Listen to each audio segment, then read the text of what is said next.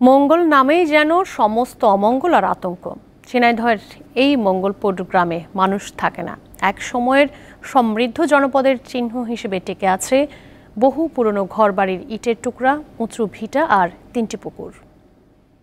গ্রাম আছে, মানুষ নেই, এমন জনশূন্য গ্রাম ঝিনাইদহের কোটচাঁদপুর উপজেলায়। এটি উপজেলা শহর থেকে মাত্র 5 কিলোমিটার দূরে। নাম মঙ্গলপুর।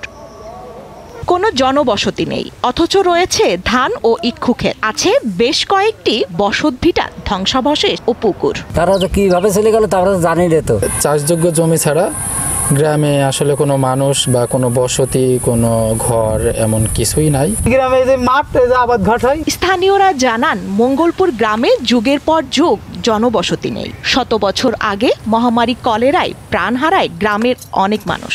বাকিরা অন্যত্র চলে যায়। তখন থেকেই এটি জনশূন্য। এইভাবে জায়গা জমি জায়গায় আছে, অথচ মানুষ নাই।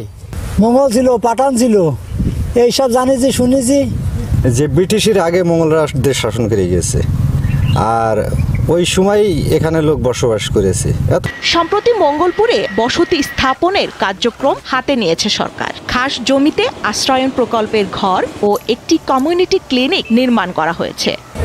মহামারীর কারণে তারা ওখান থেকে উঠে চলে যায়, বিভিন্ন জায়গায় চলে যায় এবং কিছু কিছু লোক ইন্ডিয়ায়ও চলে যায়। তারপরে গ্রাম শূন্য হয়ে যায়। সরকারিভাবে 8টা ঘর, আশ্রয় প্রকল্পে 8টা ঘর করা হয়েছে এবং 8জন আছে, 8টা ফ্যামিলি, এবং পাশে একটা কমিউনিটি ক্লিনিক করা হয়েছে। আমরা আশা করি আস্তে আস্তে ওখানে আবার নতুন করে বসতি স্থাপন হবে। কোটচাঁদপুর উপজেলা প্রশাসনের তথ্য মতে এলাঙ্গি ইউনিয়নের 66 নম্বর মৌজার এই গ্রামে 206 জনের নামে জমি রয়েছে।